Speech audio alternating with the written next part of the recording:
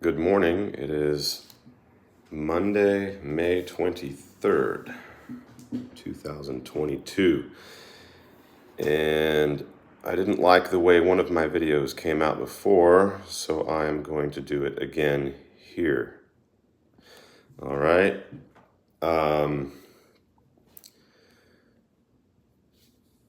In the Holy Trinity, in the Christian doctrine of the Holy Trinity, the Son and the Holy Spirit are caused from all eternity by the Father. They argue that the Son and the Holy Spirit were caused according to two distinct modes of causation in order to distinguish between the two persons that are caused. So the Son is said to be begotten, and the Holy Spirit is said to be spirated. He proceeds from the Father. Interestingly, Sanatana Dharma would say the very same thing about the cause of the material cosmos and all conscious beings within it that Christianity says specifically with regard to the Son and the Holy Spirit within the Trinity. In other words, we are all caused by God in the way that Christianity describes the causation of the Son and the Holy Spirit, leaving aside the distinct modes of causation that they posit of the Son and the Spirit. In other words, the material cosmos and all conscious beings within the cosmos are co-eternal with God, and yet at the same time caused by God. Therefore, there's an identity in terms of nature. We share the nature that God has.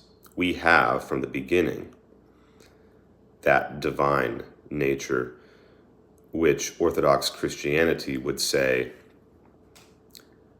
can only come about at the end of the road in the eschaton when we have obtained theosis.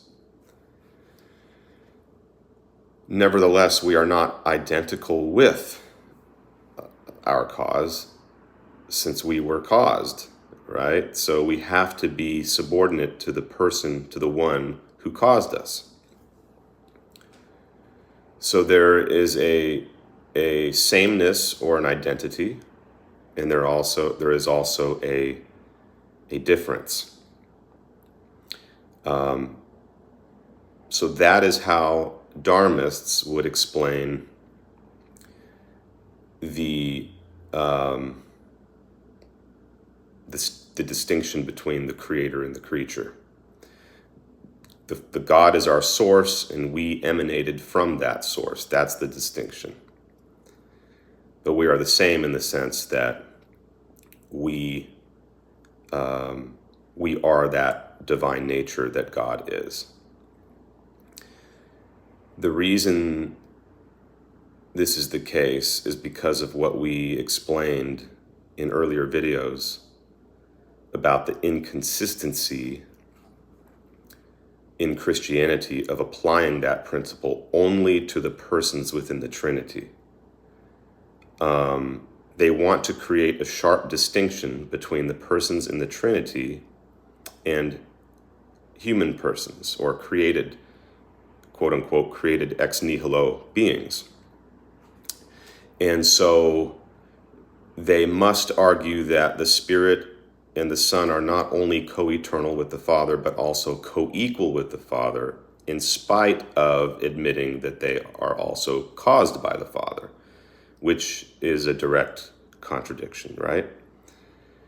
But if you universalize that principle and you say that the cosmos and all conscious beings within the cosmos are co-eternal with God and caused by him, then you just remove the contradiction by not positing co-equality, you simply say, acknowledge that we were all caused by God and at the same time share his nature. Now you're free of any and all potential difficulties and contradictions. I think I'm going to hold off on getting into some of the deeper philosophy that I started to get into in my last video by the same title.